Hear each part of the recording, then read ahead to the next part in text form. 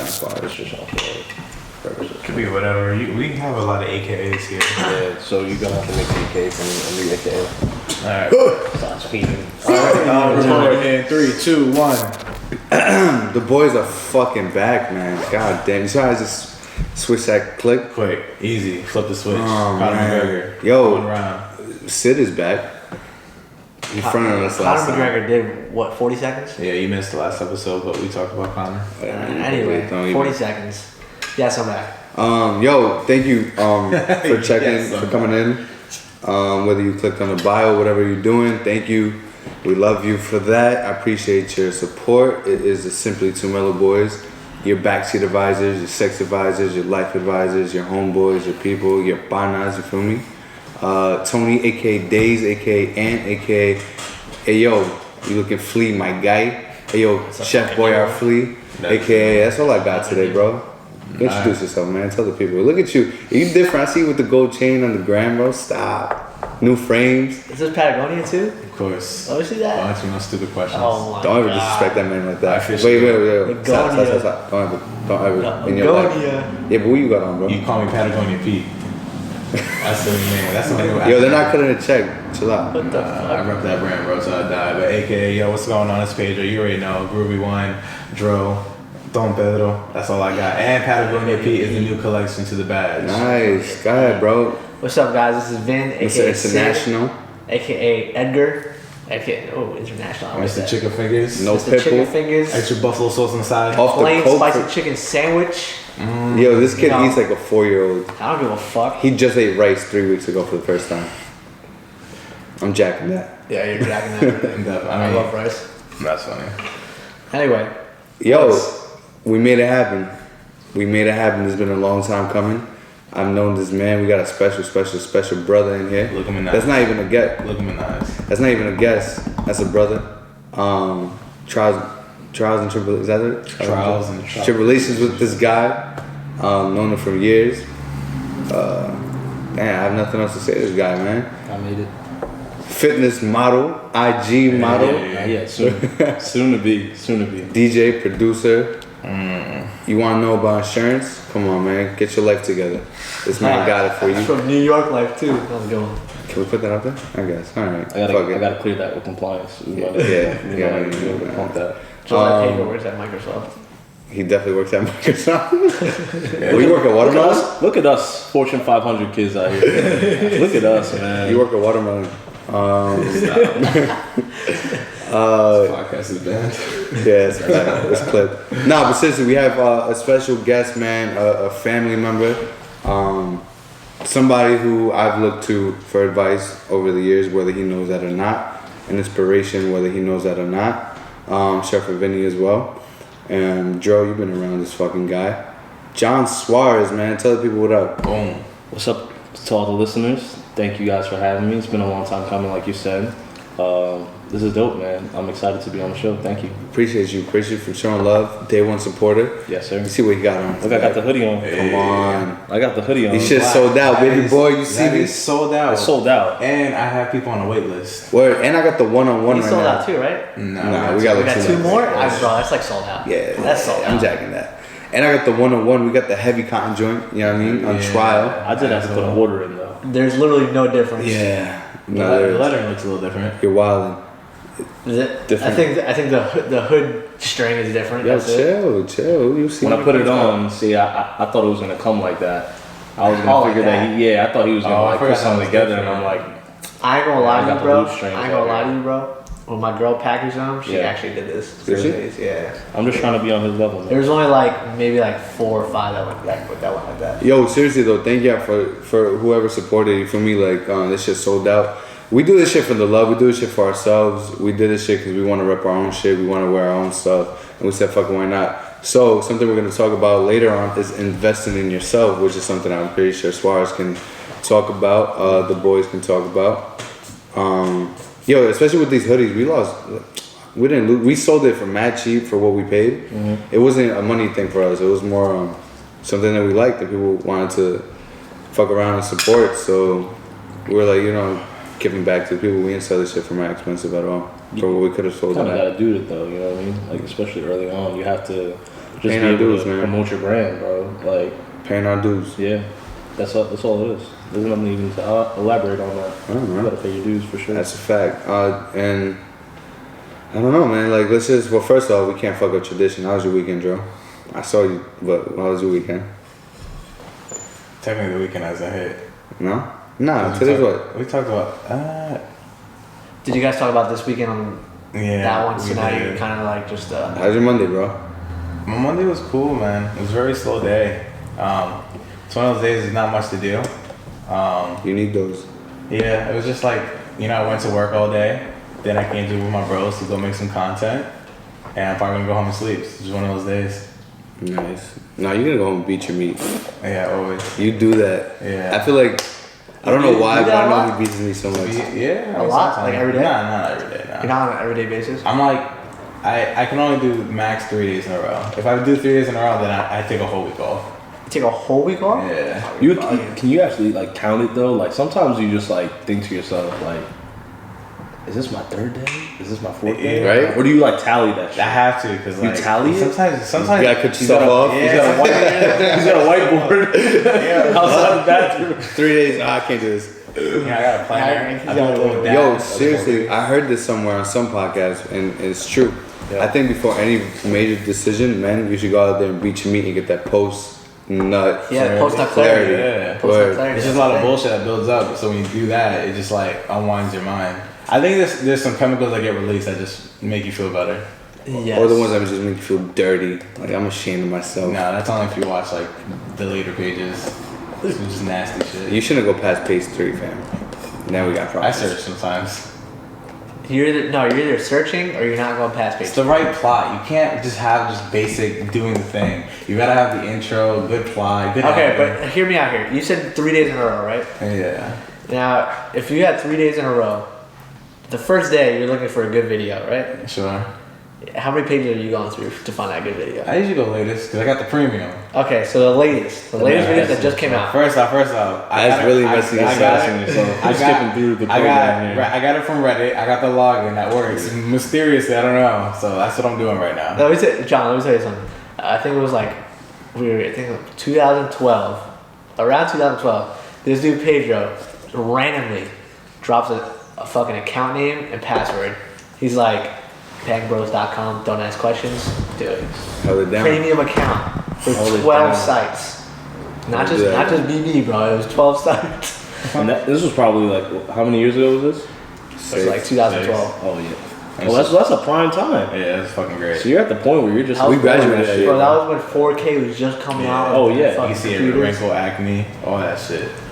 That's where like you see the difference between like the 480p or whatever it 1080 is, versus yeah, and then you saw 720. You got the 1080. 4, yeah, and then you got the Yeah. next one, and then you click on that by accident. You're like, shit, Yo, this redirects you to a page. It's the only one that has like such shitty quality viewable. It's so funny. Because there is actually 420. It's 420. Oh, 420, yeah. It's either 360, 420. 420, 720. 720. Oh no, 480. 640. It's 480. It's 480, 720. Yeah. And then 1080. Yeah. I Anyway. used to be in for a good plot. Now I'm going just Yeah. fast forward to the shit. Anyway, alright, so here's Whatever gets you through. what I was going with, bro. So you're scrolling through the recents, right? So like Andy said, you can't go past top 3, right? So on the first day, you're looking at all these recents. You're like, all right, Yeah. one of them works for me. What are you doing the second and third? I'm day? a sick fuck. Like, I just remember old porn that I watched. I'm just trying to find that video again. Hey, Tony. I find, I'll find like a lady that I like. Ideal body type or what the fuck you're And into. I respect her and I go to her catalog because she wants me to watch that. Exactly. We're supporting. Right. Anyways, man, this shit got nothing. Y'all need Jesus. Yo, That's how y'all be starting off these shows. apparently that's how You are today sex started. advisor, so. We are crazy. sexual. Don't make me feel weird about I'm this. fucking with you, man. Anyways, yo, 2020, January, man. How's it been for you? Start, man. How's it been for you guys? Nah, we're not doing this, please. It's been sad for you? I'm still sad. Come on, man. Oh, stop. Yeah, rest in peace, man. Hope you, man. Dude, that was like a whole 2 days ago. That don't matter, bro. Still. That That shit's was gonna dumb. stick, man. It's gonna stick. You know what it You is? That man- know, dude, you know the shitty part is, bro? Like, alright, so, I play video games at night. Yeah. You ever see that episode of South Park where they're talking about like AIDS and shit? Talk about AIDS a lot. You lost him, my brother. Anyway, So one of the things they were saying is like, how long do you have to wait until something becomes funny? And apparently nobody waited more than 3 hours for this shit to become funny. Nah, bro, we couldn't even cut this man's mic off. This shit stinks, bro. I saw a TikTok account though. I saw a TikTok account and like there was like these 3 people and they were like doing this whole like like helicopter thing and then next thing you know like shaking up. I'm like, yo, bro, like that's what I'm saying. Like, clip for that. People are just like have no fucking respect. They're just doing it right then and there. You know what's crazy? It hasn't even been a fucking year. There was this one story I found of a dude flipping sneakers, and he tweeted about it. He flipped he bought whatever and sold it out and flipped it for way more than it's worth, and like kind of gloated about it. Yeah. And it was like, bro, like what the fuck? You don't say it. You can't do that. Yeah. You can't do that at all. Nah, man, rest in peace for sure. To all the families involved, everybody's loved ones, everybody that died. That's just weird, bro. Like, dead ass, like, this man had you screaming Kobe at your fucking garbage can. You feel me? Like, the thing, yeah, go ahead, Joe. No, just the thing that makes this one so different is that, like, we spoke about it last episode, but it was like just his impact, like I don't remember of anyone to obviously every life is important, but like the last superstar icon that died in this manner, like it's been a grip. Bro, I think it was like Jordan. I think it was Michael Jackson. Michael Jackson. Yeah. I would compare it to Michael Jackson. I really think so. Like superstar worldwide. Yeah. Well, no, like I don't think anything will ever compare to Michael Jackson's death, bro. Yeah, I was watching. Like. My thing with Kobe, crazy. My thing with Kobe is his influence in like Asian markets as well. Yeah. And the fact that he was actually, if there was any player to represent the brand, it would be him because he spoke Italian, he spoke Spanish, he spoke whatever other languages, you know. Bro, Kobe's impact was so much more than just basketball. Yeah, exactly. It went so deep, bro. Like you just listen to him talk. Yeah. Like it was one thing to follow him in basketball. Like he's probably top 3 players, like I don't know, bro. Like I don't even get into ranking players anymore, but like you just listen to this man talk about life, his mentality, his approach to life, and like getting through shit, and just being strong, and like willing yourself, and being the hardest worker in the room, like just all like teaching points about life. Like you could apply anything that he said in that regard and anywhere in your life, anyone, to any profession, to any circumstance, like. And he was just deep about it, bro. And it's crazy, man. It's crazy. Do you guys hear about like the whole reason why he flies helicopters and stuff? To be with his family, right? Bro, this man, he said the LA traffic got so bad, and like NBA players or like professional athletes, whatever, like they go on road trips and like they're not with their families for weeks at a time, whatever. So he said he would wake up in the morning, right? Go lift, go work out, do whatever he has to do. Get back home in time to drop off the kids at school. Go to practice, do what he has to do with the media, everything else. And he said by the time he would drive back to go pick up the kids, he would either be late or if like they had like an after school activity, like a play or something like that. He said like sometimes he would miss it because the LA traffic got so bad. So he started taking helicopters. And like he was taking a helicopter to a travel game for his daughter. Like that's where they were going. Yeah. But just because LA traffic was so bad. And he goes, yo, I don't care. Like he goes, even if I get to spend like, cause he's like, my wife said that she'll pick him up, but I'm like, nah. Like I want to, like I don't care if I just get to spend 20 minutes with them. You know what I'm saying? Like that's crazy. That's how it's insane. What's fucking me up is that like it's just a sad story. Yeah, like I don't know if it's true or not, but the reason as to why it had the failure or whatever was because they weren't clear for takeoff because of like heavy fog. Yeah, there was a lot of fog. And like they told him no originally, and that was the only helicopter to get the okay to go. Could have been because I don't know what. I think there was a lot of. I think it was like a piloting mistake. Also, there was like a whole bunch of stuff. Hey man, it's tragic. It's a tragic situation for sure. Man, so you could pin it on anything, you know. Yeah, man. Prayers to everybody involved and affected. Well, that's a way to get me fucked up and sad. Alright, we need you to switch the mood. I can't. Just turn it on. Turn it on. Nah, but what I was getting at with the 2020 shit there is I'm trying to change shit, man. Constant audits of self. and just trying to change my life. And actually, with you, Suarez, knowing you, it's been, and yeah, we don't hang out every single day. And since especially since I quit my last job where where we work together, I haven't seen you as often. But I just feel like there's this new, like, I don't know, man. It's like a little mental change with you. Your attitude is different. You walk around a little different. I just feel like you're mentally in a different place, positively. Yeah. You shedded, I don't know how many pounds. You're looking fucking great. Yeah. And I think it's important. I think we should touch on like how, like why, what, how. You know what it is, man? It's just. Am I wrong in that? No, I just feel like you're very like positive and you're very like trying to figure shit out. And you're doing what you want, and I think I just feel like there's a lot of bad things you've let go. You know what I think it is, man? I think like life is gonna come at you in waves. You know what I'm saying? And I just think it's how you Punch you right in the dick. Yeah, it's just like life will come at you. You know what I mean? Like you could be on the highest of highs, bro. Like you could be on the highest. And then God be like, "Oh my little one, hold that." Yeah. Nah. And it's like, you know, that. you could sit there and you could sulk and you could, you know, do whatever, but at some point you're gonna have to make a change. You know what I'm saying? What was that for you? Were you at a point? Did you reach like some bottom point?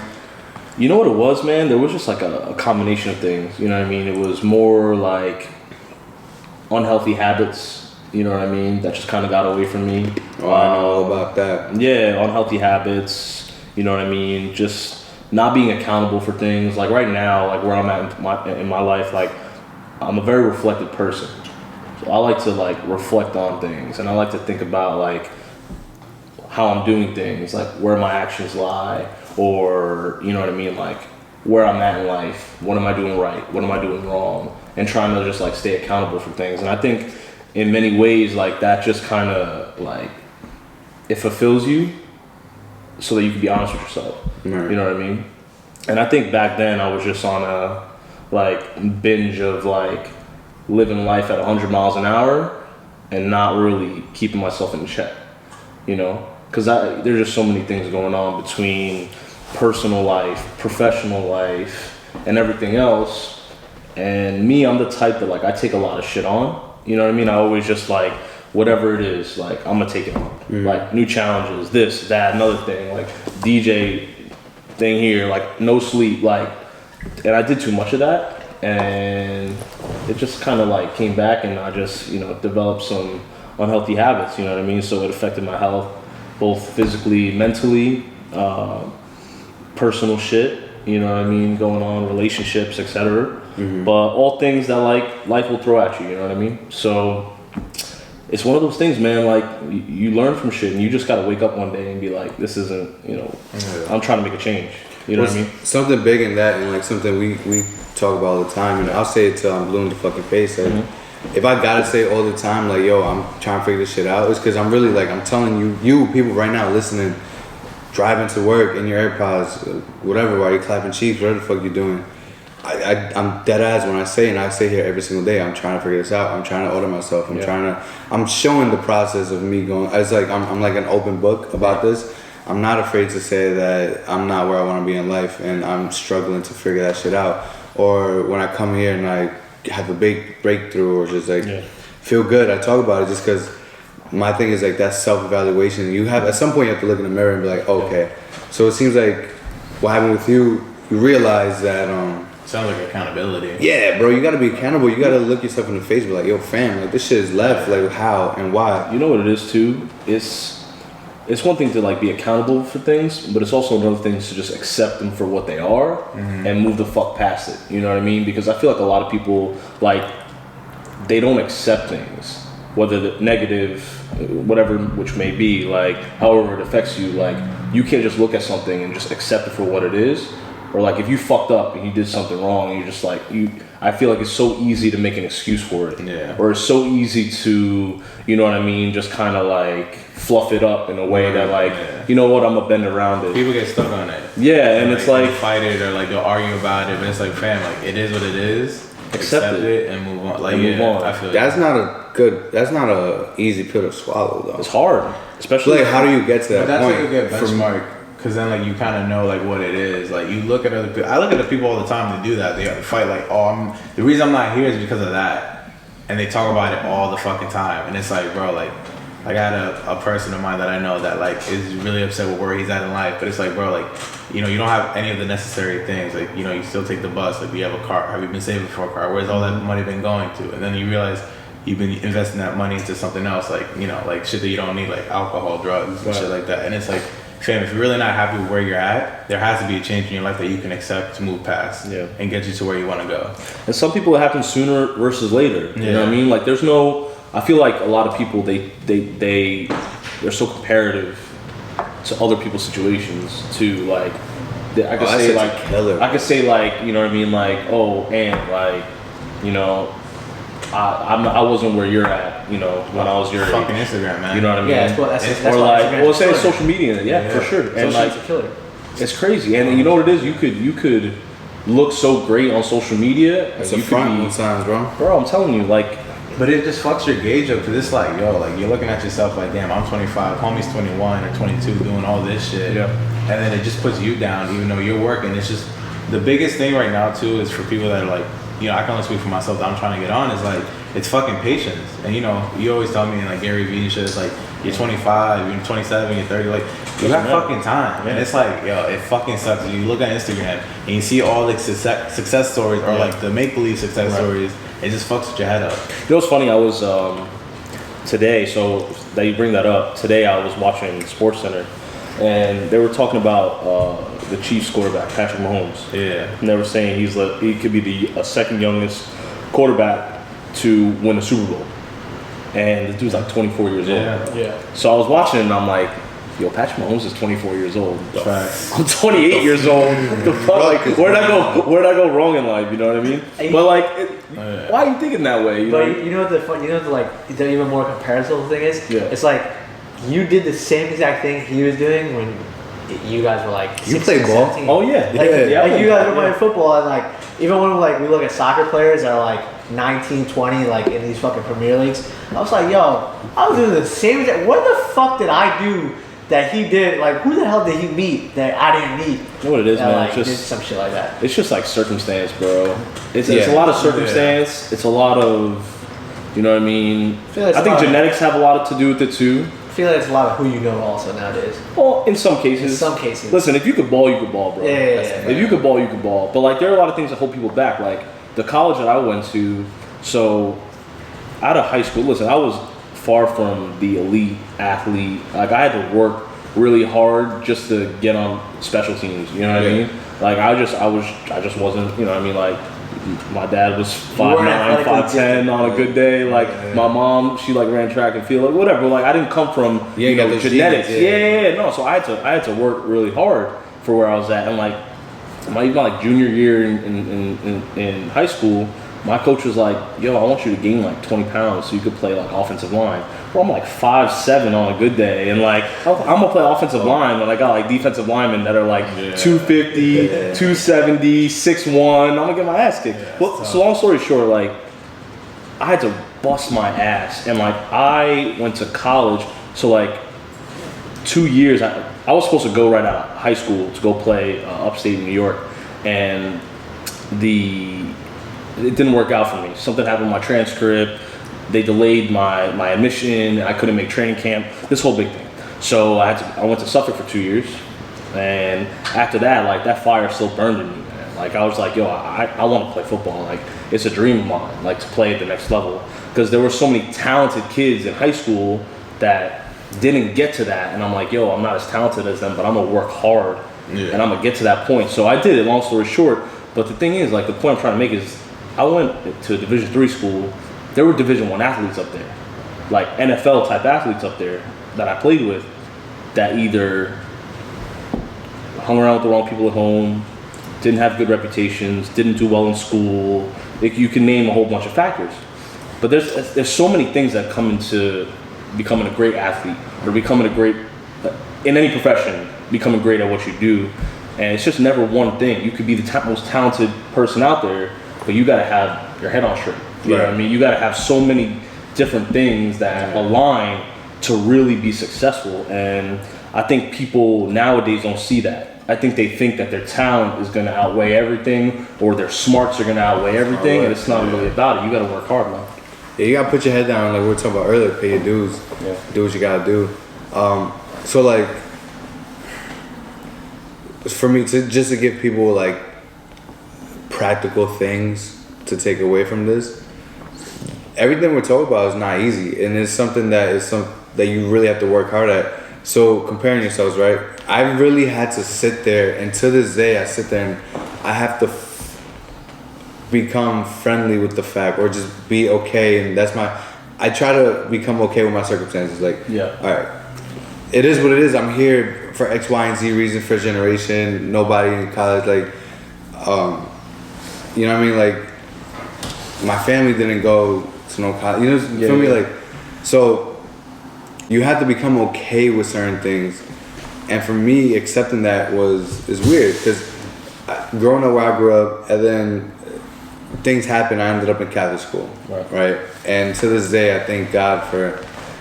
I mean, believe in what you want, but I feel like there was a reason for me that ended up being there. Yeah. When I got there, there was all these fucking. I've never seen that many white people in my life. Yeah, like for real. So like, I've never seen white people like that, like consistently. And we just all live different lives, and you have to sit there and I literally think about my life, and I just like I don't fight it. You don't fight it. You can only control what you can control. And so for somebody out there struggling for things like this, comparing yourself, just fall in love with that. Fall in love with the fact that, fam, you can't do shit about it. Like, it is what it is. You gotta accept it, and then from there you'll be able to move forward and try to figure shit out, try to cement something for yourself. But that self-evaluation, I butchered that fucking word. You saw I had to do it real fast. I had to finish ASL, baby. Come on, second grade top. But you just have to really look at yourself, and it's not easy. No, you got the same 24 hours that everybody else does. Facts. That's how I look at it. Like, in high school, bro, like, so I didn't have a bus from where I was at. Deadass? No, I didn't have a bus. They put me on a mini bus. No, they did me dirty. We have mini buses. I was far, man. I was out of the range of like buses that Where could the go. fuck were you? I'm all the way in Coram, bro. So St. John's, that was. You was going to St. John's from Coram? I went to St. John's from Coram. It's like a 30-minute drive every day. So, long story short, I had to, like, my grandfather, luckily, he worked out in the city, so he would drive me every morning. And I would have to take the public bus from St. John's, and I would travel like 2 hours every day. And like, I'm 30 minutes away if I get picked up. You telling me your sister Kim did the same shit? Yeah, so we took the public bus, bro, right on Main Street, whatever the hell that is. We would go all the way to Patchogue, and then we would come home. Bro, I know, but that's like, and I had to do that every day, bro. When I was like, we wake up at 6. 6:50. We had to be there by 6:50. Yeah. And I know the bus schedule is not easy. No, well, in the morning we didn't get to do it. Like in the morning, I used to get dropped off, but our bus picked us up at 6:50. Spicy chicken Fridays was such. That was the best. It's popping. Sometimes we would get that on Wednesday, but like I was saying, stole so much food on there. Oh my god, I want one right now. Spicy chicken. We gotta make that out. Lessings. Maybe I'll get it hooked up. Yeah. But like, Spicy chicken. Lessings was the one that did that. They did that. What? Yes, bro. Oh yeah, that was the food people. Literally, Lessons yo. for food people? Now that you just said that, I'm that should just. gonna talk to Michael Lessing. Yo, what? We gotta figure that out. We That have to have should spicy just chicken. Was he at the party? What? Was he at the party? No, he wasn't. God damn, bro. Oh, you guys know I'm him? gonna figure that out. You guys know who that is? I could send an email, bro. Oh, you know people? You know? Friday. So like I was saying, like with the whole bus thing, right? Like, it was kind of crazy to me, bro. And like St. John's, like going back to what you were saying, like all like the rich white kids or whoever it is, like they're pulling up in Maseratis and Porsches and all that stuff. And I'm just sitting there, bro. I'm just like, I felt like an outcast, you know what I mean? I'm just like, damn, bro. Like, I hope nobody sees me getting on this bus, you know what I mean? Like, but you know what it is, bro? It's like that mentality. Like, you have the same 24 hours that person that comes in the Porsche has, bro. And like, not for nothing, those people are at a disadvantage. You know what I mean? Unless they're brought up the right way. Like, I'm not sitting here saying that everybody. That whole like, silver platter shit is. Some people have it easier than others. Right. There's no denying that, but it's still, as you said, there's more than one thing to the game. Like, it's a good discipline, you know. Yeah. That if they don't do drugs, they get themselves arrested. What- You know what I'm saying? So there's still a lot of shit to it. Yeah. 100%. And like what you're saying, with a lot of times it seems as if we are advanced because like think about like athletes, kids, right? Yeah. They come up and what we could assume with money Right. a lot of times, right? Yeah, they like the hunger. Exactly. They have everything they need, so it's like a lot of times they don't have that. I find it like for me like this is a good topic. I didn't know we were gonna fucking talk about this. This is a good topic, and You know, we don't plan we shit, never baby. play shit. What's It's fucking up? crazy. So the I guess top. take a couple steps back, right? Like we're talking about comparing ourselves to other people. You know, social media, blah blah blah, kind of makes you depressed. Talking about the NFL star, and it's just like you just look at things. It's like the moment, like I get sad a lot, and it's just easy for me to be in a rut. And it's like the moment I like accept things, as you say, like it just. That shit feels so good to be in a rut To sometimes. me, like, I though. compare this to a fight because it's Shit. like I'm at this point So now bad. where it's like I have to just stay quiet and just do me. Yeah. I have to stay quiet and just do the grind every day. You know, wake up, learn. Like you don't necessarily see results from it, Right. but you know that you're progressing. Yeah. You know what I'm saying? The patient game. And it's like I just look at it like I'm quiet, I'm respectful to my opponent. You know, but when the day comes to fight, I'm gonna be there, and that's the day I'm gonna level up, type shit. Yeah. So just being consistent, being on the grind, and it's just so fucking boring and so tough because you don't see instant gratification. But I know we're gonna get there. It's about the journey, man. It's and the feelings you get from the journey. Yeah. Because like you don't want to fucking finish the game and not, you know what I'm saying? Like you don't feel rewarded. But because we go through all these ups and downs, because we get to feel like it's just that much more rewarding. Yeah, there's no secret to that though. Like everything that we're saying right now, like came at least for But me. people don't see that right away. Like when you're in a rut or like if you're like sad or depressed about shit, you're just like, yo, why the fuck is this not happening for me? But that's my thing. Like until this day, I feel like that sometimes. You know, you get into your. I'm sure it happens to everybody. You get into your slumps or whatever. But it's like, you have to, and this is something that I worked at. Being okay with the uncomfortable. Yeah. Being okay. Like I used to like get depressed and sad and shit, and just be like, this is this dark cloud, right? Yeah. Now when those things happen or like situations happen, I embrace them. Okay. Yeah. I embrace this I feeling. analyze the fuck out of it. Like, why It's is better this, to do that though. What triggered me? What put me in this dark place? What happened? I was fine. What happened? And I try to retract that. It's reflecting. But the thing, if you're not okay, it's ugly. It's not fun a lot of times, but it's rewarding. So for anybody who's going through those things, just know that it's a very uncomfortable thing. It's very like when you're facing your demons and just you like have to no way accept the around fact that Yeah. A, it's you. Two, whatever happened, like, and being honest with yourself, it's not easy. We're not talking shit just to talk shit. Like, this shit still happens to this day. This shit takes a while. This shit's a very uncomfortable feeling. You're gonna get a lot of emotions that come through.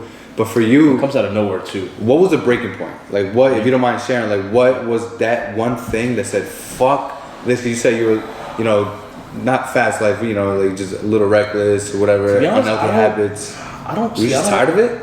I don't know if there was really a breaking point, man, or at least I can't really pin it. Yeah.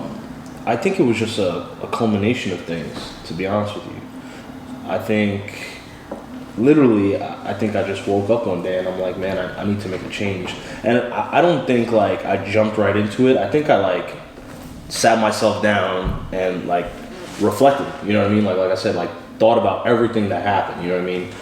Trying to analyze certain things, thing by thing by thing, and saying, okay, like, how can I change this? Or how can I react differently, you know what I mean, if I'm in this situation again, you know what I mean? So I think and I think I forgave myself, you know what I mean? I think that was like a very big thing. It's like, yo, because you can look at yourself, you can be mad, you can like, because you're only gonna feed off of that energy for so long. Like, you can be like, fuck, I did this, this sucks, and go rage out, you know what I mean? I'm gonna go hit the gym, I'm gonna diet, I'm gonna do this. And you'll burn yourself out just because of the energy you assume from that. It's deeper than that, bro. It's so much deeper than that. You literally have to get so in touch with your emotions, you know what I mean? Like, you gotta have those days that you just look yourself in the mirror and you're like, fuck, like, I gotta make a change, you know what I mean? And you gotta be honest with yourself. What came first for you? Like, what was the first thing that you told? Because for people who don't know, like, you lost a lot of weight, bro. Yeah, I lost almost 100. Well, I guess like fill it in. Almost like, 100? Almost 100, yeah. So we gotta also fill it in. Like, what are we talking about right after the whole college thing happened? You go to Suffolk for 2 years. Are you like starting to develop like certain bad trends? I mean, so out of college, like college was great and all that good stuff. Like I was physically great, you know what I mean, playing ball and like doing everything I had to do. I was great. Coming back home, I was still straight. Like I was good. I was getting more into like the DJ life and things kind of kicked off. That kind of took a toll on me from like a standpoint of being out, partying, lack of sleep. To cut you off right there, what got you into DJ shit? Because I remember one day we're at the fucking office, Vinny was there. Fucking Suarez comes in. I'm like, I know this motherfucker from high school. I don't know him, but like I've seen him in the hallways and I know his sister. Oh, this was like when I first started working with the DJ company. Okay. Little backstory. These three know each other from a DJ company. Yes. You guys should fill them in on that. In high school, kind of. There you go. We went to the same high school. He graduated while we were getting in, so we probably got 1 year. I've seen him around. Realistically, we know his sister though. His sister graduated with us. Yeah. And I didn't know her, but like we were friendly, whatever. We knew her name. Yeah. It's not high school, you know somebody, but you're not really kicking it with them every day. But if you see them at the bar now, you're gonna say hi because you either say hi or you like on the way. Like that's how I don't think your sister knows. No, she does. I don't know. I barely spoke. I forgot. I saw your sister out somewhere, and I think it was like. I don't know if it was a bar or something, but she was like, "Oh my god, I haven't seen you guys in so long." It's crazy. It might have been a show. It might have been a show. Yeah. So I linked up with Kev through my sister actually, because my sister was friends with Matt. Wait, but like, were you DJing before that? Oh, that was my question. Yeah. Yes. So in what got college, you into DJing? I think just the scene. So like I kind of was brought up to the scene because you were an EDM head. I was an EDM head, and my best friend was a promoter. He was a big promoter. He was like the T night promoters. Yo, Bianco's. He was like he had those little cards. He was like Dizzy's, not like all that stuff. Like I almost got jumped at Silk. That was Bianco's, right? Yeah, I almost got jumped at that bitch. I don't know if he did Bianco's as much, but he did like a lot of like Nassau County, like whatever. So motherfuckers were not there for me. Yeah, like so. I was never there. I came up with that at Bianco's, and like it was cool, man. Like and then like the DJs. So you just figured like I was like you were around this. I was around it, and then like we went to Pasha one night in the city. Pasha. We went to Pasha in the city. Pasha. Yeah, so we're gonna talk quick about this. You guys performed. Yeah, so at the hotel room before. Yes. Oh shit. Yeah. So I'm gonna give you the whole story. So like my boy, the promoter, brought me out to Pasha one night, and I was like, yo, I don't like house music. I want to listen to like hip hop. Nah, I had no idea. Like I was never exposed to it.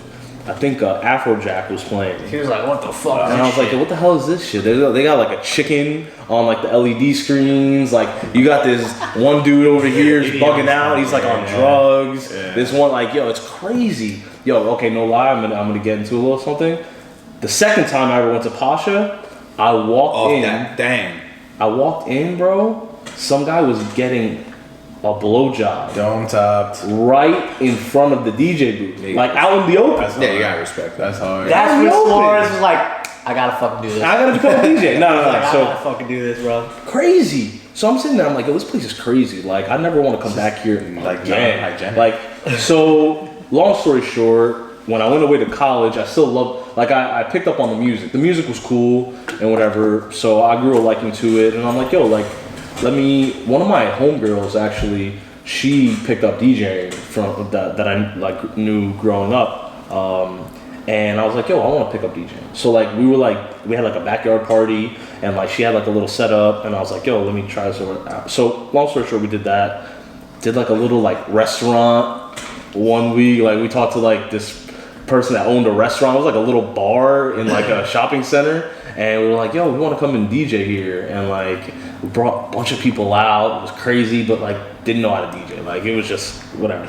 My man was breaking knees, bro. And then I linked up with my boy who owned a hookah bar. Oh. And is that Tony? Tony Turkset? Tony. Woo, Tony. And Tony was like, yo, come DJ at the hookah bar. I'm like, bet. So I came. Bomb. I bombed so bad, bro. Yo, they kicked me off after like 10 minutes. No joke. They kicked me off after 10 minutes. Bro. You gotta go through those. Yo, you know, it was funny because like I was How'd you watching. feel? Terrible. Yo, I'm sorry you asked. You try to get the hookah, they're like, fuck out of here. No, it's like, they were cool about it, but like, yo, cause you know what it was? Bro, like they were playing like reggae and hip hop and all this stuff. And like I played like Epic by Quintino was like my first track on. It was like 10:30 and like I wasn't even mixing. I was just like cutting one track, pressing play, doing all this. And like the resident DJ who was Sonic. Oh my gosh! Wow. Sonic was the guy. Shout out to Sonic, man.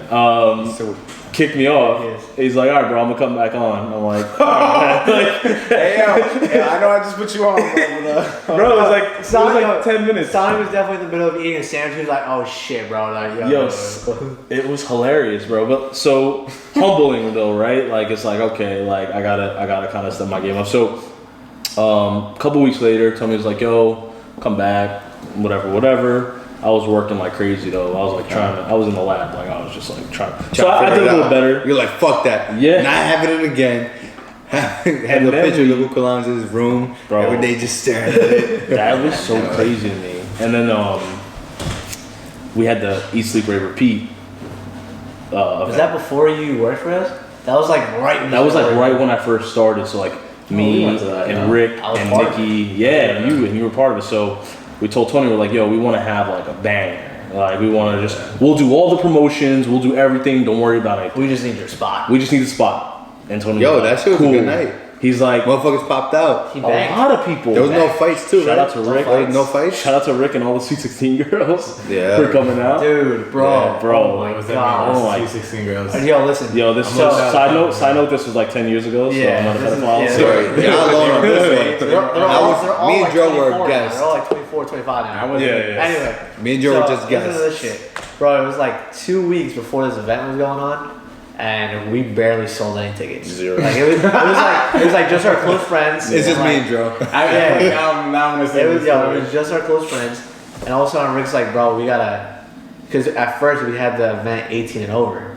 Oh, for real? So Rick's smart ass was like, yo, let's make it 16 and over At a hookah spot? at a hookah spot, but there was no hookahs involved. It was just- It was just like, So- rented out the venue. So first of all, we're like, all right, 16 and over. This is not going to end well because this is going to be a lot of legal issues. Yeah. But we're like, you know what? We're not even going through any legal things to even get the spot. Like, fuck, we're free liberty. Yeah. So Rick's like, yeah, we'll do 16 and over. All of a sudden, Thinking about it, it's probably problematic. that is very problematic. Imagine a 16-year-old hooking up with like. And not even that, 22-year-old. there was no alcohol either. I was not the 22-year-old. Yeah, you're wildin'. Who was the 22-year-old? I don't know. Oh, just like in general? yeah, Oh. I'm just saying. Yeah, And like, exactly. someone parent find out, like that's the problem. Yeah, like if we read about this right now, we'd be like, duh. But it's Yeah. like back then, I was like, oh shit, that I remember when could've this shit was happened. going on, and like obviously I wasn't part of it, but like just being around Nikki was Disclaimer, yeah, my fucking obviously I brother. wasn't part of it. That I didn't DJ. Yo, I didn't- anyway. But no, but like So, just seeing them do this is pretty cool. But then like I Yeah. remember they were pressed like for like they're like, yo, we gotta bring people The in. capacity was like 180 in there. The fire We marshals brought came, like right? 300. Yeah, we bought, dude, Oh, 2 it was weeks. Yeah, packed. so 2 weeks we were like, all right, 16 and over. I remember Rick that. ended up getting like So many people. 150 At least. 16 girls and all their friends. All their friends. Was they were that- like 17 and 18 year olds. What, during the parties? They came Bro, wilding out. dude, they were. They came Like, they like, were- all dressed like in EDM stuff. Like How old were we then? We were, like, 17 or neon, 17. like I mean, he everything. knew what he was Maybe we were doing. just like 21 or 22. Nah, bro, I would not able to drink at that. Yo, Rick was so mad at me that night. How long ago was this?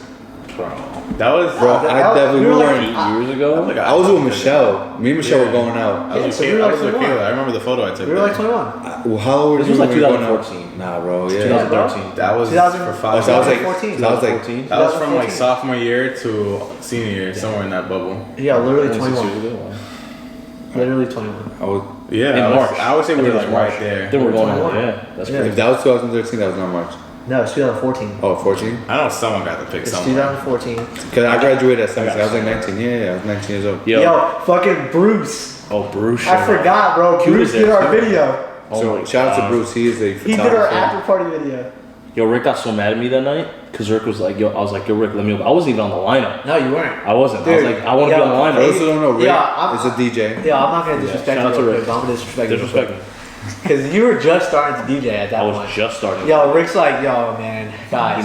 He knows. He comes up to me, he's like, yo, guys. So this dude Suarez wants to fucking be on the lineup. And me, Nick, and Rick were just like, all right, let's talk about this. He knows a lot of people. If he could bring in at least like 50 people, we'll let him open up for like. Yo, I was the one who got the spot. I couldn't even get on the lineup. Yeah, they did you dirty. They did me so dirty. And just I know I was trash. Just like Nick and Rick, everybody that mentioned they're all DJs. Yeah, Like, we all work for the same company. We're all and they cool. decided to do this. So that's when you first started working with the company that we worked for? Yeah. So that's when I first came up. Yo, this motherfucker walked in, I'm like, I know this kid. And we're doing some like training or whatever the fuck we were doing. I was fresh off an absolute like, I don't even know what word to use, but Kevin, like I had an interview with Kevin and he abused me. And he's the owner of the DJ company. During that interview, bro. I'm over here just... He waxed me. backstory. Because like I came in there thinking I was like a knowledgeable DJ and all this stuff. And he quizzes me on everything. He's talking about like 70s rock and like, bro, like 80s freestyle, Like disco, everything. I'm sitting there, I'm like, I could play this like rehab remix. And he just, fire. bro. Show me you. I'm telling, oh, it's great. Stop. Wait, did he give you one of those mixing tests, like where he set up a whole? Bro, I don't even system? think I got to that point. No? I don't even think I got to that point in the interview where I was like worthy of a mixing test. So you finesse your way into the company. I finessed my way. He's like, I like you. You're a good kid. I'll teach you. He goes, but your music knowledge is shit. That's what he told me. So fast forward, we're all working for the same company. All right. So Vinny is doing his DJing and photography shit. I'm just doing tech shit. I forgot you DJ. And then Suarez. Oh, my laptop, bro. Yo, Suarez Shit it out. is in. I had a party with Suarez. It was we can sing the places, right? Yeah. It was at Mill Pond. Yeah. Yo, the mics. Oh, the were not mics were working. Was I DJing that party? That was Oh my God. Yo, we had one of those parties where the shit was just not working, and I was so new to mic was MCing, feeding I didn't know back what the so fuck bad. I was doing. Everything I said That was the first party feedback. you ever MC. Yeah, and it was a terrible, terrible It was experience. like the Sweet 16. It was a Kingston. It had to be. Marquise. It had to It be was something. something. Like that. It was my Kevin first. not throwing Anthony on the wedding. No, definitely wasn't. My first party with a mic in my hand. I had this motherfucker, Who had no idea. Of and who brought he's like, yo, I got my own shit, and Great bonding experience. it was so Oh bad. my god, yo! I remember hearing the story. Yes. Anthony after bar, he's like, yo, I worked with this Suarez dude. He brought his own shit. I was like, I don't know what I was doing. He was like, I brought the he didn't know what shittiest he was little doing. Newmark controller. bro, and Anthony's like, yo, I barely even knew how to set up our system. I didn't know what the fuck was going on. I was like, I'm just gonna do it. Oh, we had a passive system too. Yeah, And it was I one of didn't those know like how to set OG. it up. It was Yeah, like one we of those didn't you know had to use like shit. amp and like do all this. We didn't know Oh my nothing, and we got to this party. Shout it out to was- Kevin, man. Fam, it was so bad. Like the people were not happy at all, and everything I said on the mic would just feedback. It was one of the worst experiences I ever fucking had. And the girl during the candle ceremony, About Sweet 16. bro. Yeah. She was just like talking and she's like, I want to thank like the feedback. Yo, bro. we didn't even Oh know my what to do with ourselves. I'm sweating. I'm sitting there like just moving knobs around. I'm just sitting here like I'm behind the DJ booth like trying to like I'm looking up and I'm like moving the knobs and I'm just like I just like kind of giving her the thing like yo go ahead. When I Oh tell my you, God. that's literally one of the most like I was so terrible scared. experiences My God. ever. Come a long way. Ever. Man, I've had bad parties, but that right there was one of the If bad they knew how ones. to speak English, we would have got such a bad review. So it's safe to say they got a refund? Nah. No. Because they couldn't complain in English, so Kevin knew like, He's like, alright, you got it. Keep your money. Yeah, they kind of tore me up though. Yo, wait. So that was your first party MCing? Yeah. John, what was your first party, absolute party DJing? How did you feel? Do I at have to that talk point? about it? Yeah, I want to know. Yo, I worked with Kevin. That That's not good. Oh, geez. So It was a wedding. Kevin's the boss. Kevin's the owner. This is your first time DJing. My first time ever DJing. Absolute. Ever. Absolute though. Yes. Okay. Is this a story where the Don't Stop Believing story? Yes. Oh my god. All right. So no, but listen, Kev, right? Shout out Kev. He just loves throwing you in the wolves, which in hindsight, Oh, yeah, he I'm does. very appreciative. Yeah. Because Best way to learn. it's the only way to learn, bro. Yeah.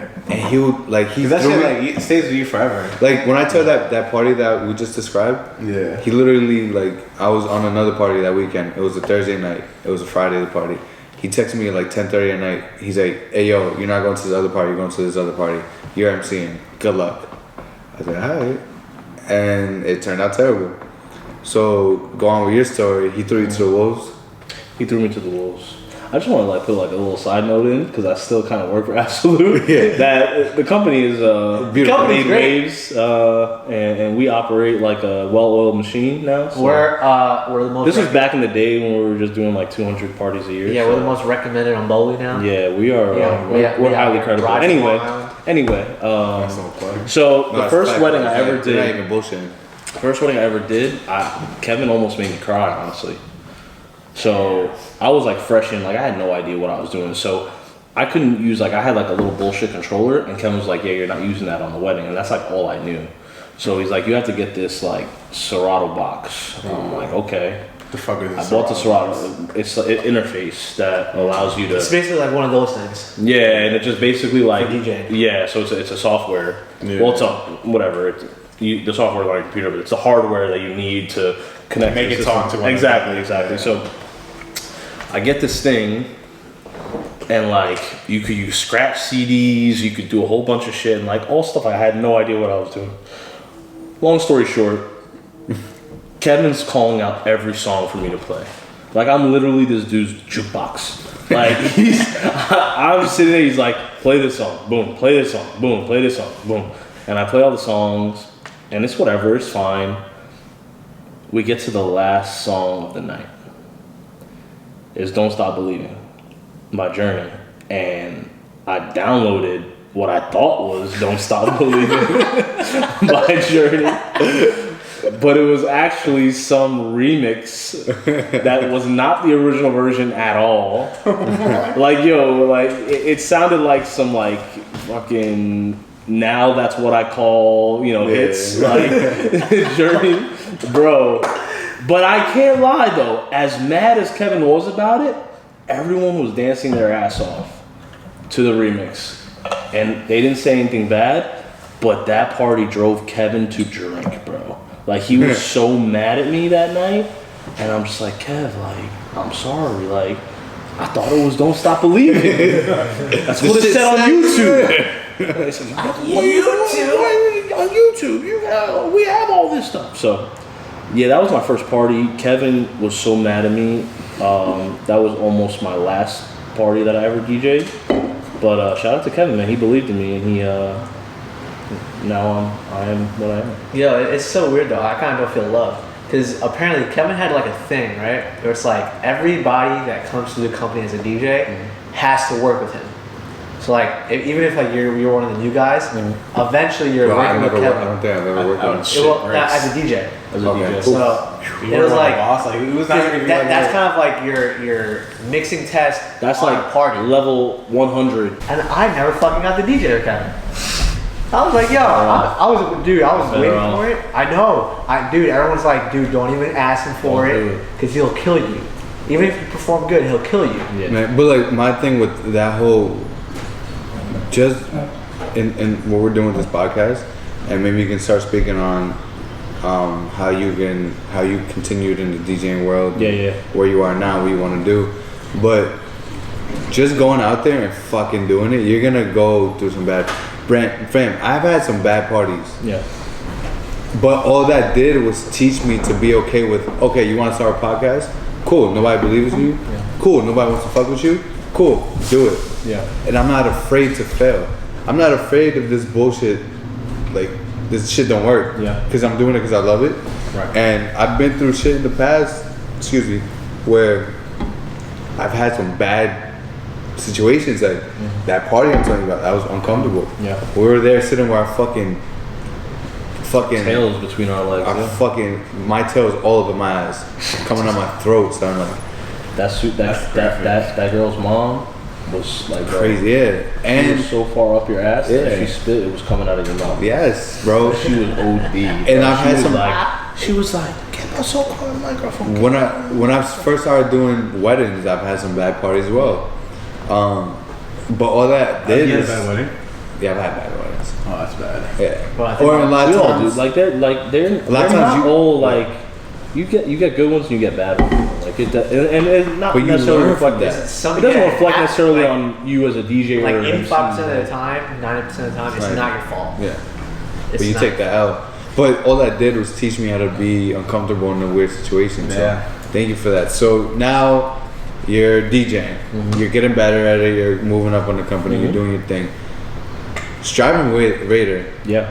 Shout out my brother Nick, man. It's my blood brother for real. I just texted you. That is my blood brother for real. Call me yesterday. Love you, Nick. Yeah. Well, how that, like, when did you get into producing? It's through Nikki. So like me and Nick, we were just we were like working together one day. I think we were doing like a Sweet 16, and we were just like talking about music, kind of just getting to know each other. At the point where we first started working together, we didn't really know each other. Like it was like almost awkward, like the first time that we hung out and did like production, because we didn't really like know each other like that. But whatever, he invited me over and we worked on music, and we just kind of like talked about like how'd you start DJing, or how'd you start DJing, and like we didn't really get much accomplished in the first couple of times that we hung out on the music side of things. We did make one song though that was tough, like it was great, but in that time it was, at least we thought. But we just kind of like grew a bond with each other. Right. Like we were just like we just got comfortable with each other and like just talking, and we just became super close. And then one of my buddies, Brandon, he was a successful DJ, like local DJ, and he just had gotten to the point where he was doing big shows like in the major clubs in the area. So he hit me up one day and he was like, "Hey, bro, like, do you want to come play a show with us?" And I was like, "Definitely."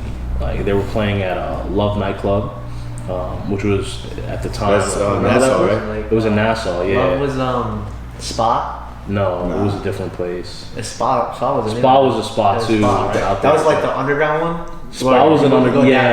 down, You Love was smell a nothing but different. fucking regrets and Oh my cigarettes. goodness, Spa was like That shit was a whole It Newport. was cigarettes. It was a Newport that was package. crazy. But Love was a different spot, but it was cool for like house music. Yeah, and all Love. that We went to stuff. Love. No, Yeah, that's we the one definitely where That's the one where That's we one had the where- real story. that's the one where Ojo Jojo like knocked out. Ojo Jojo? Yes, I don't want Was to say that it. Ink as big as me? Yeah. This Didn't is we And go he just, like, he, like, didn't we fell go for asleep. Melissa's birthday? Yes. once? That's Yes, that's right? when he fell Exactly asleep. right. Yeah, That's yeah, the yeah, story. That's the one he fell asleep. I remember that vividly. Just as Oh, that's a Will, and then he did the thing Yeah. on the. No. He spoke shit about everyone else and then did the thing. And then he did the thing. Okay. I don't know okay. what the fuck y'all talking about. We'll but tell you after. I'm cool. So he did the show. He was doing the show. He goes, "Yo, do you want to come open for us?" And I was like, "Yeah." And right then I was like, "Yo, let me hit Nick up." I hit Nick up. I'm like, "Yo, Nick, do you want to DJ together?" And he's like, "Yeah, definitely." So we DJ together. It was terrible. Like we closed, and it was just like he was like on Serato, and like I had tried to like play with like USB sticks because everybody else was playing with USB sticks, and I had no idea what the fuck I was doing. He's like, So like, yo, bro, to the point of like, I swear to God, this girl comes up to the DJ booth and like literally says like, "Yo, do you guys even know how to mix two tracks together?" Like, and she was pissed. So uncomfortable. So uncomfortable, bro. What do you Like, even say? You've Yo, you don't even had say a lot of anything to those that. moments. Yeah, you don't even say to that, bro. And I'm like, God damn. I'm like, we suck. You know what I mean? So it was another humbling. I'm getting so uncomfortable. because I've been Another in humbling situations moment. like this. You know what I'm saying? Fuck. So it's like, and I'm looking. I'm like, God damn. Like, are we really that bad? And whatever. Like, so it was one of those moments, right? So from there, it's just like, all right, we got to work on our craft. We have to be in sync with each other. You know what I mean? We have to just get better as a whole. Yeah. And I leaned on him for a lot of it. He leaned on me, and we just we developed like a really good connection and like a good trust in each other,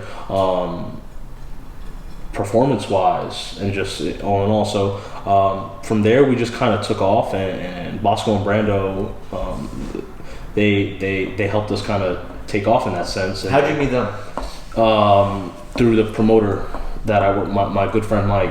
So he linked us up with them, and then Is that the dude? Oh, I think I know you're talking Yeah, about. you know Man, cool. He's Patriots dude. Yes.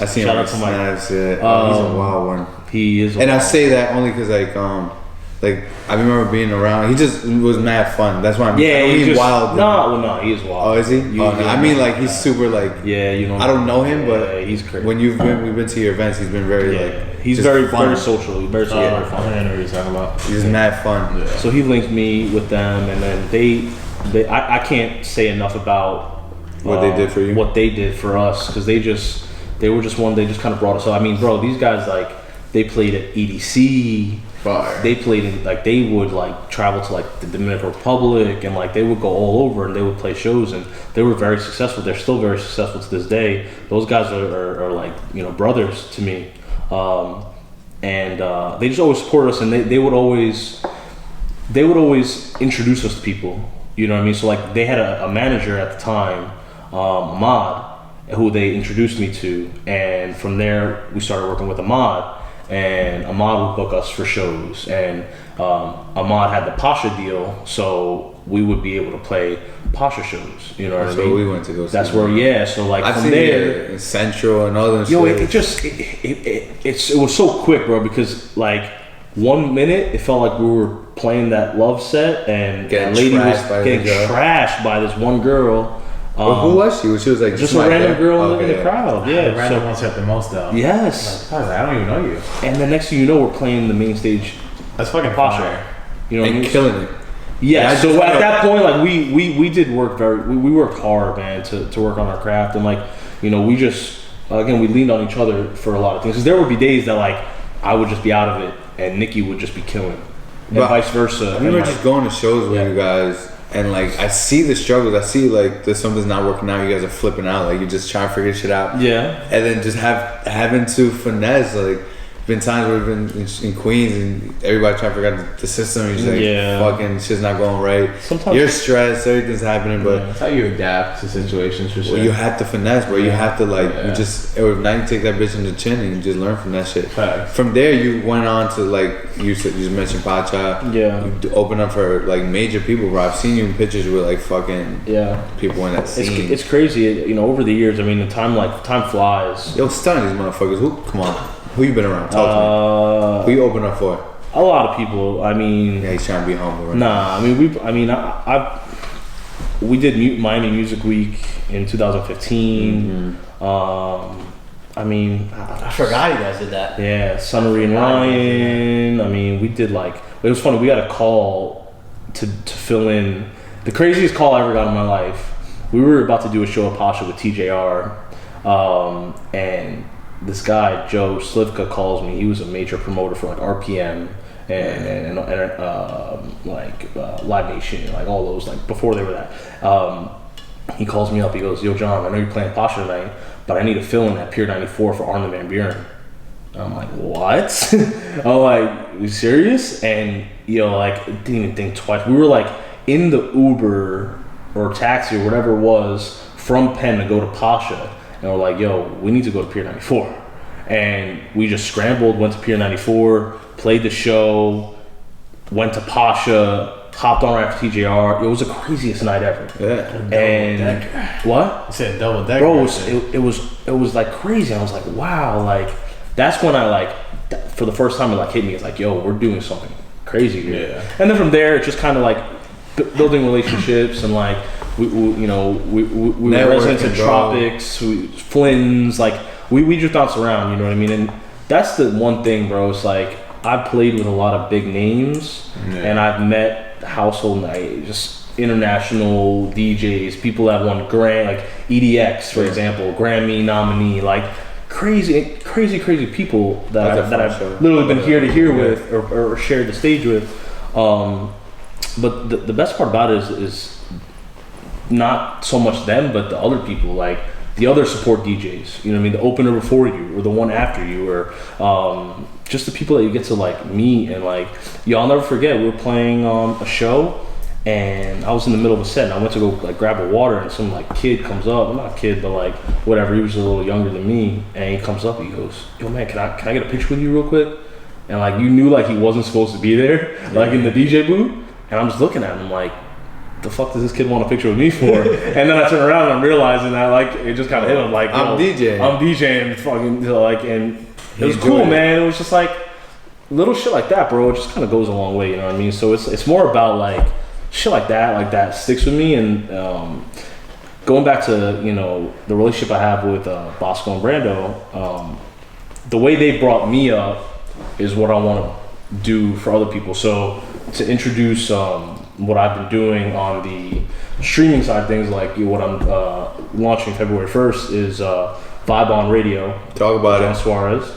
It's going to be out on most major platforms: Spotify, SoundCloud, Apple Podcasts, things like that.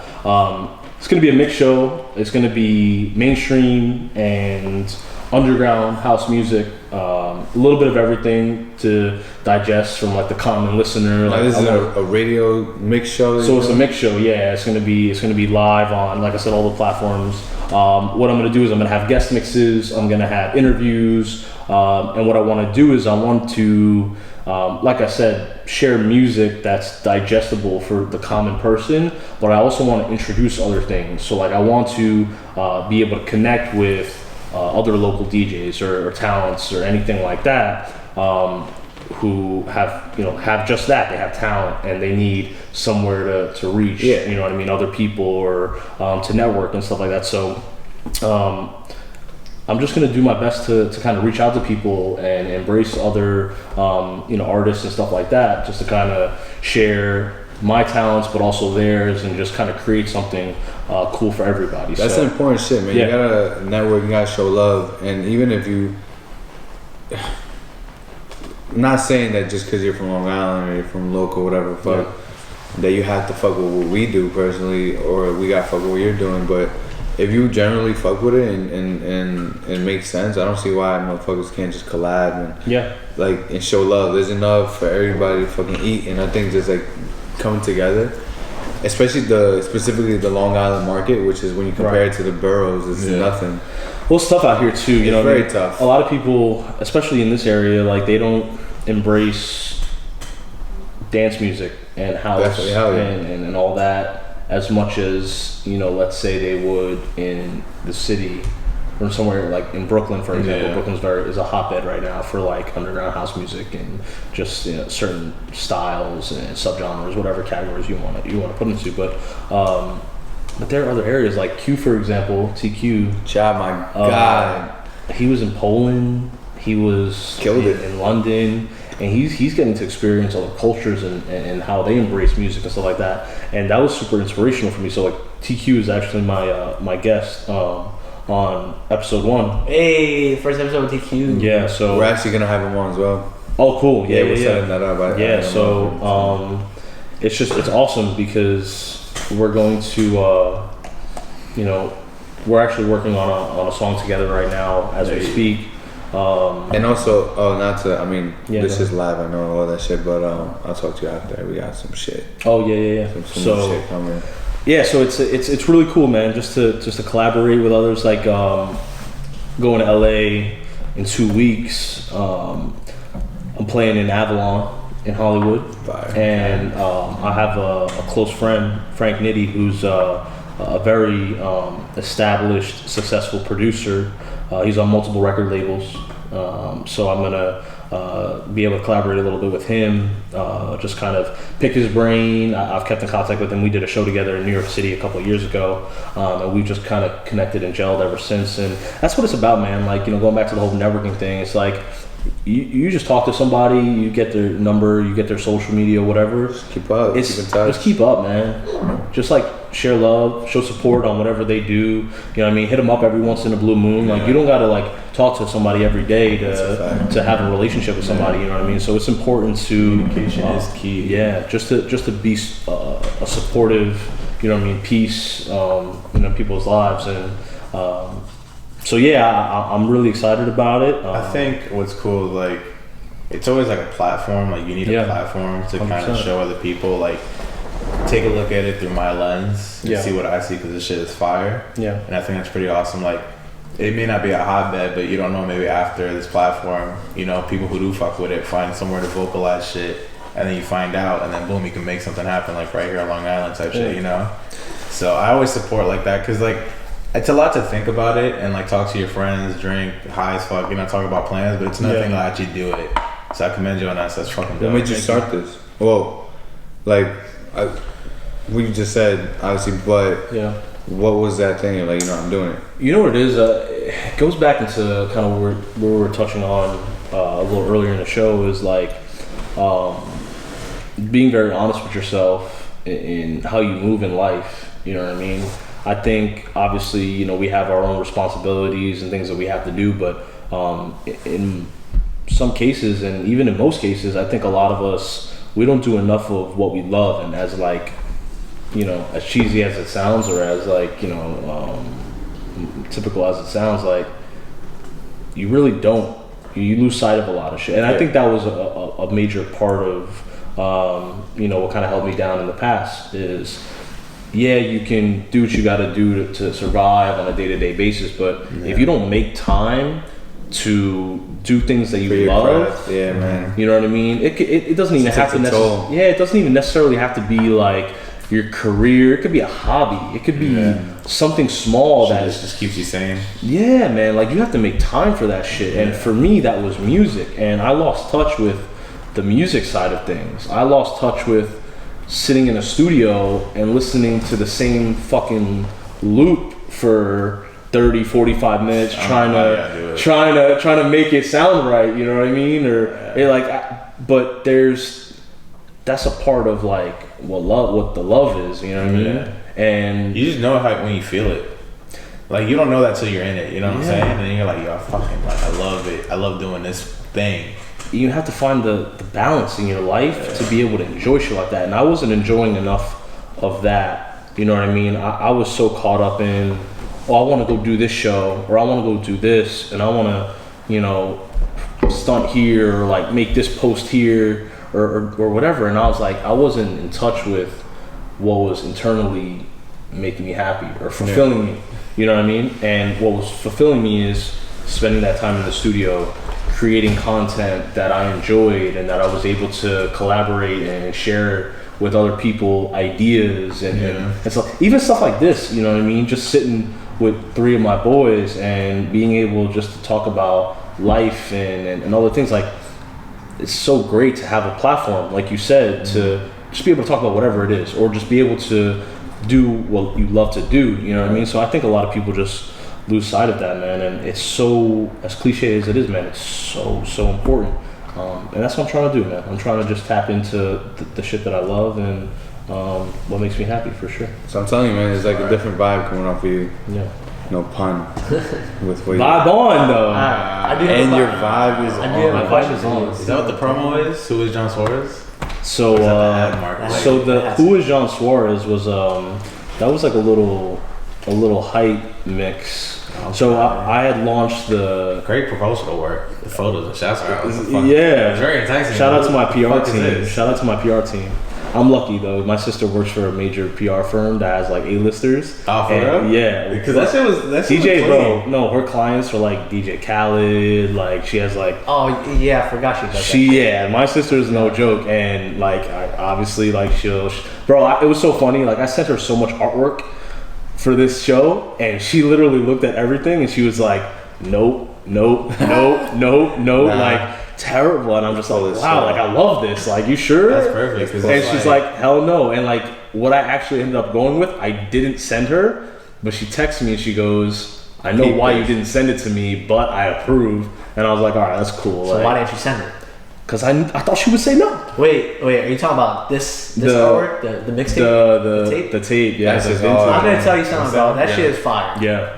Like, I've gotten a lot of great feedback about it. You know what it is? It's simple and it's clean. It's all you- clean. It's very clean. This is all your Clean. sister work right here? No, actually, so I was gonna put up something different, and I had set up to make the announcement at like noon or something like that. Bro, I'm telling you, it was like 11:58, and I'm looking at this artwork that I had beforehand that I was gonna post, and I'm like, wow, this sucks. You know what I mean? And I was like, let me just try one more thing. I wanted to like make something simple. And I saw that. Yeah, I made it. And I saw it, and I'm like, yo, I love this. This is cool. It's easy. It's clean. Yeah. It is extremely clean. Yeah. So, but the vibe, the Who is Jon Suarez mix, the inspiration behind that was I want to put something out before I launch this to give people an idea of who I am. Facts. I want them to taste. Yeah, because like my style. So like with me and Nick, we had a certain. Oh yeah, vibe. this is you. Yeah, we This had a is certain you. vibe. Like me and Nick will always have the Strive Invader sound. Like that's never gonna change. Yeah. You know what I mean? When him and I play together again, like we're gonna have, that's gonna be our sound. It's when the y'all jungle. link. It's the That's when y'all tech. link up. Yeah, it's gonna. You like when you go to a Strive Invader show, you know what you're gonna get. But when you go see Jon Suarez, you don't know what you're gonna get. So like I try and we doing name. We just So don't we're say it's name. just on Suarez. We're not doing Vader. No, it's just you know what it is because you know I have to the Vader. It's a People know what different Vader personality. is. It's a different Yeah. personality. Vader is an alias. Vader is my, Okay. you know what I mean. That's me and Nick. That'll It's be like sacred. You know what I mean. Some shady shit. Who else has like an alias like that? Armin von Buren has it. I know that. A lot of people Tyler have has it. Igor. He has Tyler- like yeah, little Tyler like, Perry A lot of people have aliases. Yeah. Eric Prydz has an Bro, alias. but you know the Armin von Buren, Yeah. his alias, but I know exactly. the what- one where he doesn't show his face. It's just him in a hood. Gaia is it? I think it is. And But it's it's just- him with someone else. Bro, yeah. like his Cool. normal sound is like magical shit, like your vibe, euphoric like, trance, hot. yeah. Bro, and his other vibe, bro, is you're in a tent at like same show. You're in a tent, Yeah. I feel dark it. as fuck. I feel it. I love Lasers it. everywhere, I love smoke coming out I everywhere. love it. All you see is him in a black hood I love robe, it. and he's just there doing his thing. It's just It's like probably because you can't hard really, ass music. you can't really express yourself. You know who I It's want like, to see? You don't want to just be one dimensional. Black coffee. Oh, black coffee's tough. Always. Black coffee's so good. I do have a question for you, bro. What's up? So I have this issue myself when it comes to like doing other shit that I want to do. Yeah. It kind of just sits in my head Okay. for like 6-7 months until I just So you tell go and myself do to it. just be like, all right, I'm gonna just do it, and I do it right now. Yeah. Like you pull the trigger. Yeah. How long was this idea of yours sitting in your head, and what made Years. you just finally be like, all right, I need to order the artwork like today. I need to do all this shit like today. You know what it was, man? I kind of just felt the clock ticking, you know, and like this is like I'm the type. So I always used to be an idealist because there's a difference between an idealist and then someone that puts pen to paper. Right. You know what I mean? So I would always just have these, you know, thoughts, or you know, I would tap into, you know, creative John and you know, think, oh, this is a good idea to market here, or you know, put this on social media, or create this type of content, or whatever it may be. But I would, number one, I would never. It was a confidence thing for sure. Like I would always have the thought in the back of my head, it's like, damn, this might be stupid. People might hate this shit. Yeah, I feel that. You know what I mean? Or I might be judged. You know what I mean? Always. Like there's just like a lot of like negative, and it's all. That's the same shit we went through. It's and that could, shit. yeah, and that could be for anything. Yeah. Bro, it's for us, for this. It's for anything. You don't want to put yourself out there to be judged by people. Right, and then it's just kind of what I'm. But as far as being judged by, have Yeah. you now realized like, damn, I'm judged, but I'm judged in a good way. It's so crazy because like I never thought I would have the support that I do Yeah. behind it, and I looked at it, and people have known like where I'm at. Like they've seen what I've done in the DJ world, and they've come out and they showed love, and I didn't even think like, yeah, I'm gonna get supported. Like I just thought like, yo, I love this shit. Like I want to do it.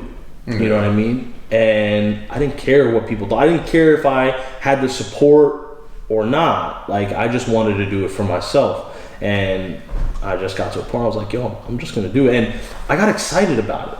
Like it's one thing, like you in the moment, like you could think about something and you get excited, but then like the excitement kind of goes away. Or especially if you sleep on it, like if you think about it at night, you ever like have an idea at night and you're like, oh shit, yo, I'm gonna wake up tomorrow and I'm gonna do this. Like this is gonna be great. And then you wake up and you're like, yeah, they can wait like another week. Nah, it's not even that. You just kind of like you kind of second guessing. You're just like, this is really gonna slap like that? It's just like it's crazy. But I was just like, I was so excited about it. I just had so many thoughts come to mind. I'm like, these are good things. You know what I mean? And I was talking to people about it. I was like very vocal. And people kind of got behind it. Like, yo, that's dope. Like, do it. I feel like that's one of the ways to like put yourself accountable for shit. If you tell other people make it vocal, they kind of have to be like, yo, I thought you were doing this. And you're just like, ah, shit. Yeah, and you know what it is? Yeah. You have to set like a date. So like for me, I always schedule things. Yeah. You know what I mean? That's the best way to do it. I schedule things. Like for me, like I was thinking like, yo, I gotta put a mix out, and so that Who is Jon Suarez mix, I think I did that mix like probably 15 times. Oh wow. I think I did that mix like 15 times. I critiqued it so much. And then chase for perfection is another thing though too. It was crazy, and you know what it was? That motherfucker right there. Facts. And I'm a perfectionist. Like I want things to be perfect always. Fucks with my mind.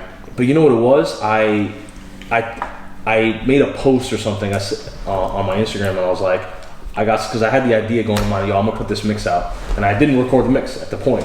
This was like the day before I released it, and I put a tweet out and I put a post on Instagram. I'm like, yo, I got a surprise coming for you guys tomorrow, 5:30. So in my mind, I set the time. You gave yourself a deadline. I gave myself a deadline, but it held me accountable. I was like, yo, people think something's coming at 5:30. Like I got to do it. So I was at the studio. So like 11 o'clock at night the night before. I could have gone home, right? Like I could have just been like 7, 8 o'clock. I'm like, fuck this. Like I'm not gonna do. I'll just do it tomorrow or whatever. And I was like, you got studio at your crib? I gotta finish this. No, at the office. And I have Q Studio. Thankfully for Q. Shout out Platinum House Studios. Platinum House Studios. So I just did it, bro. So and like I just did it. And I was like, yo, I'm gonna stay here and I'm gonna do it, man. And I did it. Sounded good. I did the artwork for it. Was the artwork like an extra hype?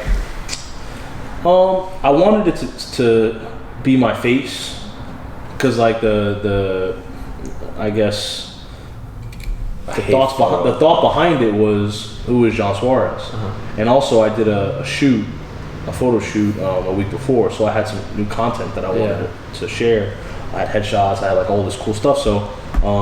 Shout out TQ. I'm so awkward with with shit like that. So I'm super not photogenic at all. Same. Some people think I am. That, no, I swear I'm not. So like, I got pictures in my hard drive of Johnny Suarez and like you always told me that I was so not photogenic. You're like, yo, bro, you're the worst person to photograph ever. You said that to me during the show. Let me clarify. Okay, go ahead. Photogenic and being awkward in front of the camera are two different things. I'm both. Photogenic, dude. Photogenic is like you're gonna look good in the picture. You're like you'll look good regardless. But like being awkward is like, dude, you made the stupidest face in the fucking world. You look good, but you made a dumb face. Like you don't know what to do. Like when it's just you in front of the camera. But if I'm like candid photos of you, dude, you're fucking. I think all three of us are super awkward in the camera. Oh, you know what I it talk is? mad shit, then they pull up cameras. It's like I can't like, bro. When I DJ, and DJing is supposed to be like a fun like. Oh, but hold on. Before you, let me tell you something else though. If I was just photographing one of you at each time, like if it was just you DJing, like if you guys weren't Strive Vader, if it was just Jon Suarez, it'd be so much easier. I have like 400 photos. Because then if it's not one of you, it's the other one. Dude, I have 400 photos of like Nick looking good, and John's one is like, and Nick, or another where John's like, and Nick's like, It's hard to pass the moment where both of you guys are like. Although Jungle Beats party last year, that photo album was fire. Which one? The Jungle Beats boat party. The boat party? Oh, the one that just passed? Oh my god, that was so fire. Yeah, I remember we walked onto the line and the security was like, nah, and they're like, nah. You see all these motherfuckers right now? He didn't want to let it happen. You see all these people with me? They're getting in, pop. Made it happen. I made it happen. Headliner problem. Oh no. But yeah, man, life is all about pulling triggers, bro. Facts. You have to do it, man. Like if you have an idea, bro, just do it. Set a goal for yourself. If you don't set a time like for you to get to your goals, whether they're small goals, big goals, Consistency over whatever it perfection. is. Bro, Yeah, like, you just have to do. Go get it done, even if you fail. Fam, this whole premise of this podcast is showing you the process of us doing just that. It's like- we don't got the biggest following, right? Yeah, man. But we love doing this, and I know we're gonna get there. And I believe in our shit so much that eventually shit's gonna pop. Right. But we're doing this shit out of love. Like we've invested money in this shit, money that we're not even gonna see back. Yeah. Just off the strength of you gotta invest in yourself and taking the time. Like fam, I work early tomorrow morning, 7 o'clock. Like I don't give a fuck. But like this is what I love, and I'm just paying my dues. And like I said, we don't got the biggest following, but we're gonna get there. Right. And we're doing this because we love it, and that's just something that we just decided to say, fuck it. We didn't know what the fuck we were doing. We still half-assed know what the fuck we're doing, but we're doing. We're trying it. We're doing the process, and we're just we can't. No, when I say half-assed, we don't got like 5-star equipment. You feel me? But like we're doing enough what we can do. This is like 4-star. You know what I'm saying? 3-star. Yeah, Three give me star. 3.8. You feel me? 3-star. You know what it is, bro? It's just Using you're what doing you it. have, doing what You're you do. doing it though. Exactly. You're doing it. Initiative, It's man. repetition though. Like Initiative, consistency, all that shit. And if you really fuck with it, then you're gonna keep doing it. it. And then it's just natural. It's a natural up climb that like if you're fucking with it, you put your all into it, you're gonna make it. it's gonna gravitate to you, bro. Exactly. Like or you're gonna gravitate It's the energies, man. towards what you love. Exactly. The frequencies, vibrations. If I'm putting my 100 into this shit and I'm not bullshitting, like I'm gonna get something back. Yeah. Yo, you're doing all of this while you fucking dropped almost hundo? 100 pounds? Oh yeah. Almost 100? Well, I mean, it's been like 2 years. It's a grind. Fam. It's a grind. Yeah. we It's- got- we well, do so it. like I lost. So I did keto, right? Which was amazing. It was really, really amazing. You get no rash or anything like No, rash? no. That worked out for you? No, it worked out for me. I really didn't. You know what it was though, because a lot of people will do ketos or they'll do these fad diets, and they just jump cold turkey into it. You really have to let your body adjust. Like if you were the type of person to eat 250 grams of carbs a day or 300 grams of carbs a day or whatever it may be, you can't just go and not have any carbs or go like have Your body's like, surplus hey, yo, of what the fat. fuck? Your body's like, what the fuck is going on here? So you need to just adjust, bro. You need to just, just cut it down. 50 grams a day, 100 grams, whatever it is, cut it down. And, eventually, like, your body will adjust. So that's what I did. I took like a week to transition. Honestly, bro, I just willed myself to do it. Like, it wasn't the worst thing in the world. It worked out great for me. I lost the weight that I needed to. I gained like energy. I was healthy. I was confident. You know what I mean? Size medium Johnny. was Size medium confident Size medium Johnny was a size like 2X. Like yo, my suits now are like a 34, or not 30, like a 44, and like my pants. Yo, I was about to say 34. That's the size XS. No, Johnny. pant size was like 42. Wow. I'm a 32, bro. Pant size now. Yo, It's crazy. No, that's pretty wild. So it's like, but I'm not even a 32. there's so many people that I know or that I hear that they just like they think it's such a short-term fix. They think like, oh, if you just change your mindset, you know what I mean, in the short term, like you'll see results. Nah, it's a journey. It's like I knew I had to change my life. It's Period. a lifestyle. It's a lifestyle. Yeah. Either you're gonna Either eat like shit and you're gonna live an unhealthy life, or you're gonna live a healthy life. You know what I mean? So it's one of two. Like you can't cheat that shit. Yeah. You know what I mean? Real. You can't cheat it. So it was a journey, man, and I accepted that it was a journey. So like I didn't get down. So many people get down on themselves. They're like, yo, oh yeah, I tried keto for a month, or I tried to work out for X amount of days or weeks or whatever it is, and I didn't see any results. So I was like, fuck it. Like I don't. A lot of the fitness stuff, because like I've been on the same shit. Because I was just tired of being chubby and getting more weight. Because it's a lot of it's just like sad eating. You ain't got shit else to do, so you just eat your fucking day away. Yeah. And it's not about like what kind of diet you're on. It's just how consistent you are and how much you enjoy that diet. And it's a lifestyle. Like, you can't bullshit a low carb. Like if you like carbs, motherfucker, then do a low fat diet. You know what I'm saying? Do something else. But it's not about the kind of diet. It's like the consistency behind it. Yeah. Because it don't mean shit. It's your purpose. Exactly. Too. Like it's like, what are you doing it for? You know what I mean? Are you doing it to be healthier? Are you doing it to look better? Are you doing it like what you have to find out what your purpose is. And that will drive you. 100%. That will drive you. 100%. Doing it for the right reason. Yeah. My purpose was, yo, bro. I lived. I had a beautiful apartment. It was on the 3rd floor, and they didn't have elevators, so like I had to walk up the stairs every day to my apartment. And bro, I got up like a flight and a half of stairs, and I had to stop. Yo, no joke. God forbid I had to go grocery shopping. And you know, bro, we gotta do that one trip, bro. And it's like I was just like, it was crazy to me. And like at the time, my girlfriend at the time, she would like tell me, she would like you're not healthy. Yeah. And I wouldn't think much of it. I'm just like, whatever, like, yeah, okay, I gained a couple of pounds, like it is what it is. Nah, bro, but it was bad. And then I always think back to that. I always think back to, yo, I couldn't even get up a flight of steps, dude. I was out of breath. I remember I had to go to a gala for work, and I was wearing I bought a new tuxedo and I did all this stuff. Like, yo, bro, like I saw pictures from that thing, and I'm like, damn, I can't even post these pictures. No, damn. Like the other 2 guys in the picture with me, like they were just regular dudes. And yo, I looked like the fucking Michelin Man, bro. Yeah, that would do it to like you, the bro. fucking Michelin Man, bro. No, And I looked at it and I'm like, yo, there's no way I look like that. And it's actually crazy. So, yeah, bro, it's like you kind of just like wake up one day and you're like, and you have to realize that you're starting a journey.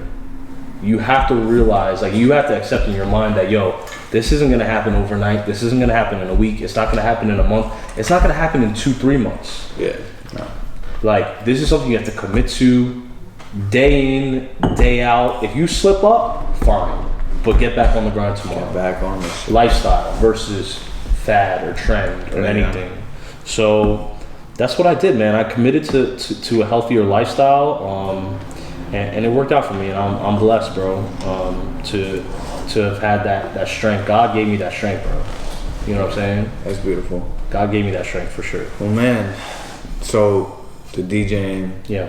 you have a whole new little mix, not even little, like a whole, the Vibe on. show coming through with more content. Yeah. 6K plays. Over 6,000. In 2 days. No, since Friday. Talk 4 about days. it. 4 days. All right. Crazy. I couldn't even believe it. I look. You know what it is? 4 days. I was so wrapped up in this Kobe stuff. Like, I didn't even like promote it. I didn't even really like look on social media. I haven't seen it since that first day. Since like the first or second day. And Where then I had a lot of people repost it, which was dope. Nice. But I was so taken back by this whole Kobe thing. I didn't even like want to check social media because Everything was should be reminded. Kobe or something, bro. Like, I would just like, yo, I didn't want anything to do with it. And then like a group of friends of mine reposted it today, and I was like, oh shit, like I was like, yo, I forgot I did this, and like I look back at it, I'm like, 6K? oh shit, and then I pulled up the link, and I'm like, yo, this thing has like over 300 likes, reposts, Nice. Ain't not even pushing plays. it like that. It got pushed, don't get me wrong, but like, you know what it is?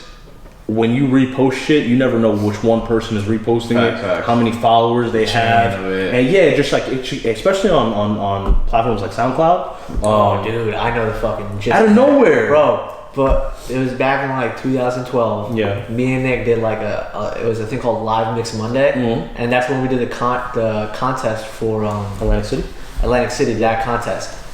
Bro, we posted that. We tweeted out at like a shit ton of DJs to see who would repost it. One random dude from New Jersey, random ass dude, we didn't know who the fuck he was. Yeah. We didn't tag him. Right. He found it on Twitter, he reposted it. 5,000 plays by the next day. It's nuts. We had like 80, and then 5,000 by the very next day. It's insane, man, how it can just grow. So yeah, it's great to do something like that, and I don't even care if it had like 5 plays, bro. Like, I don't care if it. That's our mentality. I'm just like, I know that like I was just getting like reposts from like people that like I hadn't even talked to in so long, or that I went to high school with, that listened to it and that said it was dope, or even like people that I just had like very little conversation with, that I just like met once or twice, and they're like, you're doing such a great job, and like that type of support, man, is like it's amazing. It feels great. It's amazing, yeah. It's like genuine. there's no better feeling than that shit, bro. It's genuine for sure. But yeah, man, and especially the fact that you didn't give a fuck about the plays, man. You're just doing it straight for the love. Like I said, that's the shit that we do with this. We all 2 motherfuckers can listen to this, 4,000 can listen to it. I don't care. It's still the same shit. I'm still gonna try to portray the same message. We're still gonna have fun with the shit. Feel better? Hey, man, I had to go take the pee real quick. Joe was going through it a little bit.